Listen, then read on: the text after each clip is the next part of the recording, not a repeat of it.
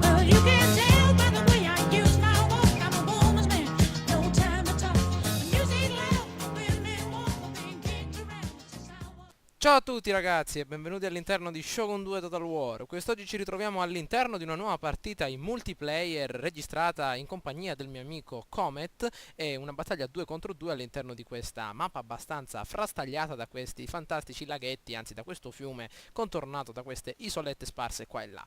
Prima di dare il via alla battaglia ragazzi e quindi all'osservazione dei nostri due eserciti, diamo un'occhiata alla campagna di Sniper V2 Elite, quindi diamo un'occhiatina alla conclusione, come è andata a finire la saga. Ci ritroviamo nuovamente all'interno della porta di Brandeburgo, dove dobbiamo immediatamente raggiungerla, che si trova nettamente superiore a noi, e infatti dobbiamo salire questi gradinoni con il nostro caro americano. Vediamo un po' di scalare questa montagna in legno, vediamo un po' quello che ritroviamo qua. Intanto i nemici si sono allertati, come avete ben potuto vedere nel video precedente.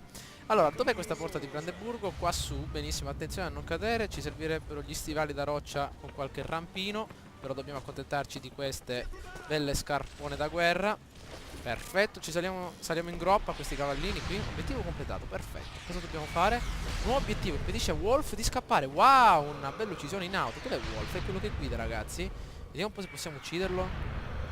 Niente, c'è un po' di vento. Dannazione. Perfetto, ragazzi, colpo in movimento al guidatore. Vediamo se riusciamo a colpirlo. Vediamo un po' dove arriva questo proiettile. Davvero molto distante il nostro Wolf. Ops, vediamo un po'. Vedete che figa la sua macchinetta. Ecco qua, povero Wolf. Mi dispiace amico mio, hai alimentato tutto il gioco, però adesso è finito tutto. Il nostro caro americano vincente, eccolo qui, grandioso amico mio. La battaglia di Berlino terminò alle 8:23 della mattina seguente, il 2 maggio 1945, quando il generale Weidling presentò la resa dei tedeschi a Zhukov, generale dell'Armata Rossa. In pochi giorni la guerra finì, ma una nuova guerra stava già iniziando, la guerra fredda, ed io ne ero il primo soldato.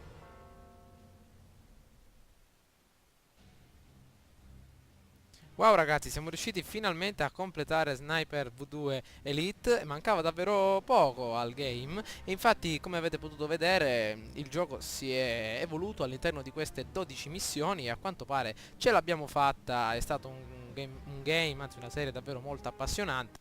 Perfetto, allora diamo un'occhiatina. Avete visto ragazzi che bella fine che ha fatto il nostro caro Wolf. Innanzitutto diamo un'occhiatina ai nostri uomini che si ritrovano sul campo di battaglia. Vedrete una grandissima novità, ovvero un ritorno alla vecchia via. Infatti in prima posizione possiamo notare questi monaci guerrieri con arco che, come potete vedere, sono delle unità del vecchio Shogun, quindi con 80 ricarica, 80 precisione e 200 di portata. In seguito dei samurai con naginata e samurai antiproiettile pronti ad assorbire tutti i proiettili che arriveranno dal nemico che possiede lo Shogun Fall of the Samurai. Infatti potete notare il suo esercito, diamo un'occhiatina veloce. Dispone dei Marines americani con 150 di portata, seguiti dalla fanteria di marina francese con 150 di portata, quindi hanno un bel mirino ACOG sul loro fucile ad avancarica e quindi hanno la portata aumentata. In seguito della fanteria Orso Nero abbastanza potenziata e il generale fuciliere.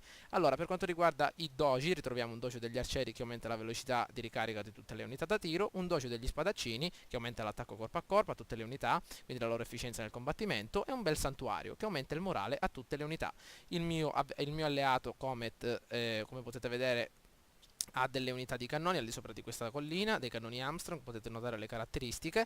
Però torniamo al mio esercito. Come potete ben vedere ho due unità di cavalleria di monaci guerrieri con naginata. Questi monaci guerrieri con naginata sono potentissimi ragazzi, perché hanno un'abilità fantastica nell'abbassare il morale delle unità nemiche, che per mettere alla cavalleria ci vuole davvero molto tempo e molti soldini, ovvero molti gettoni da spenderci, ovvero hanno l'urlo di battaglia che permette quindi di diminuire il morale alle unità nemiche. In seguito troviamo la mia solita fanteria di linea, ragazzi, chiamiamola fanteria di linea.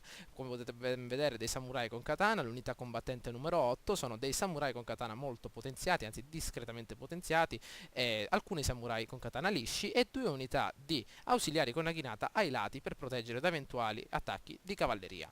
Come potete vedere i miei uomini stanno per conquistare il dojo degli arcieri per evitare che il nemico lo conquisti. Mentre il mio alleato, Comet, potete vedere che detiene delle unità di fanteria orso bianco, ovvero 2 unità di fanteria orso bianco, 2 unità di fanteria orso nero e in seguito 2 unità di cavalleria, anzi 4 unità di cavalleria rispettivamente conigliari.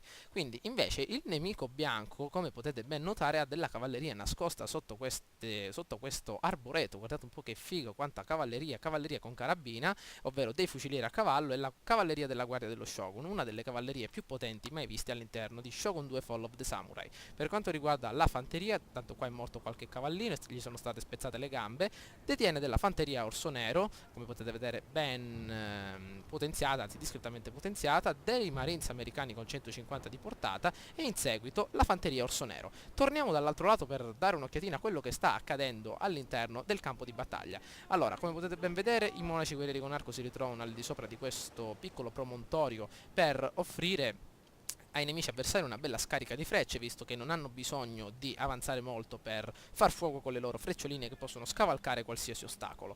Quindi l'obiettivo fondamentale è buttare a terra, ragazzi, questa fanteria di marina e anche questi Marines americani. Siccome hanno una bella uniforme con una bella camicia al di sotto, una bella camicia come uniforme, le frecce saranno fantastiche nell'ucciderli. Guardate un po', già 140 uomini distrutti con una prima scarica di frecce. E così il nemico intende avanzare per far fuori i miei uomini, così ecco che i samurai antiproiettile, ottimi contro gli uomini, per i proiettili, avanzano, anche seguiti da una bella pioggia di frecce incendiarie che continua a infliggere perdite al nemico. Seguita questa prima ondata di samurai con naginata e samurai antiproiettile, i primi uomini con la spada, ovvero i samurai con katana, potenziati necessariamente dal maestro di spada. Guardate un po', ragazzi, nonostante i samurai antiproiettile abbiano il giubbetto antiproiettile moderno, anzi antico, potete vedere come subiscono perdite, il loro morale è ormai a pezzi e quindi proteggono i samurai con katana che avanzano, ovvero l'unità fondamentale, la colonna portante di ogni esercito.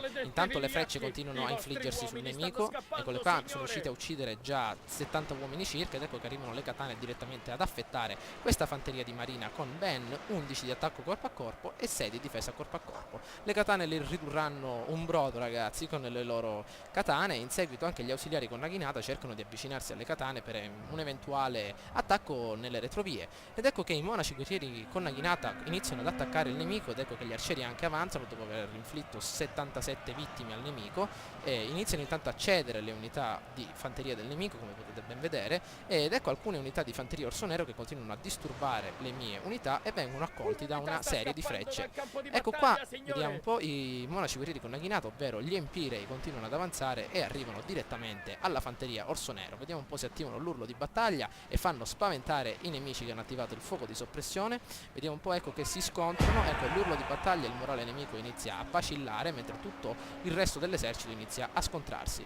Ecco qua, come potete ben notare, un altro bell'urlo di battaglia e in seguito ecco la cavalleria di Comet che cerca di proteggere le mie retrovie da questa cavalleria della guardia dello Shogun che si ritrova all'interno delle retrovie del nemico. La cavalleria dello Shogun, come potete notare, si sta per scontrare con la cavalleria con Yari, però a breve verrà aiutata direttamente dalla mia cavalleria di monaci guerrieri con naginata, che cerca immediatamente di colpire il generale avversario che inizia a darsela a gambe. Così avverrà un vero e proprio scontro tra cavallerie. Guardate un po', esaurito l'urlo di battaglia, qua sarebbe stato fondamentale per buttare giù tutti questi stronzoni a cavallo, però sto cercando di darmi da fare ed ecco una pioggia di frecce incessante che colpisce gli avversari nemici dall'alto ed ecco anche il mio generale con 26 di attacco corpo a corpo cerca di dare una mano agli uomini. Ragazzi, 26 di attacco corpo a corpo per il generale fanno la differenza, mentre dietro qui c'è un intero battaglione a 4 zampe che continua a far fuoco, seguito da un'altra cavalleria, e così l'unico, come possiamo dire, l'unico asso nella manica sono i lancieri, quindi qualche ausiliare con naginata resistito a questo scontro cerca di dare il proprio aiuto. Anche un'altra bella ondata di cavalleria dal mio alleato arriva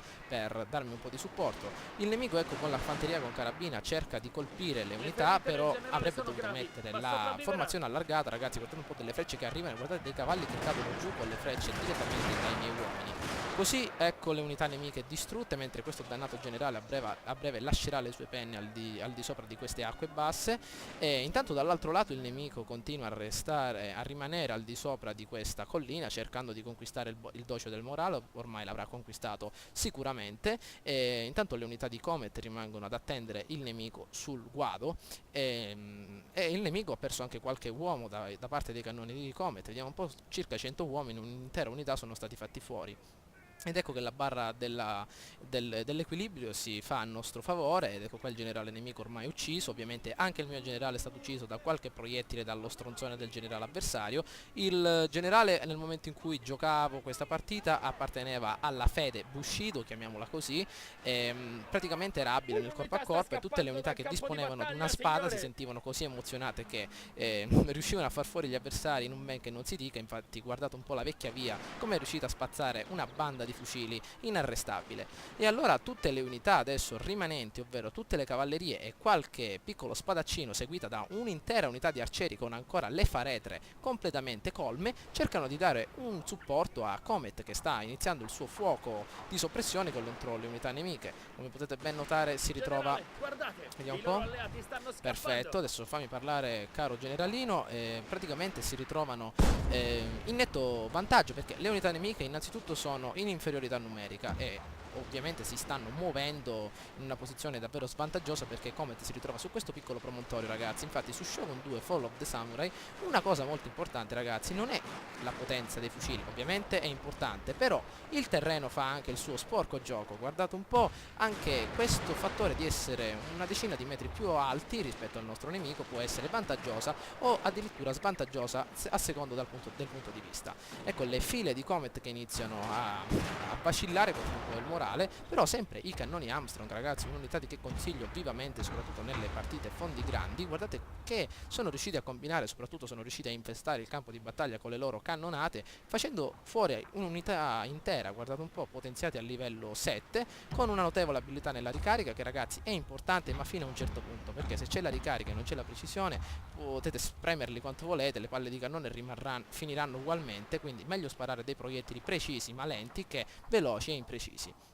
Allora, detto questo, potete vedere che ormai la partita si fa a nostro favore. Guardate un po', le unità di cavalleria ormai si ritrovano nelle retrovie, quindi cavalleria nelle retrovie vuol dire nemico spacciato. Anche la fanteria di marina, i marines americani, scusate, che si ritrovano in una sorta di vantaggio, vengono colpiti, anzi sorpresi dalle frecce. Anche la fanteria orsonera, guardate un po' della pioggia di frecce che arriva direttamente dal boschetto, con quei soldatini con le fiammelle al di sopra della loro camiciona. Ecco questo ragazzone con la pistola da mancarica, e ovviamente l'unica opzione che gli rimane è quella di ritirarsi. Con due eserciti alle retrovie è impossibile salvarsi.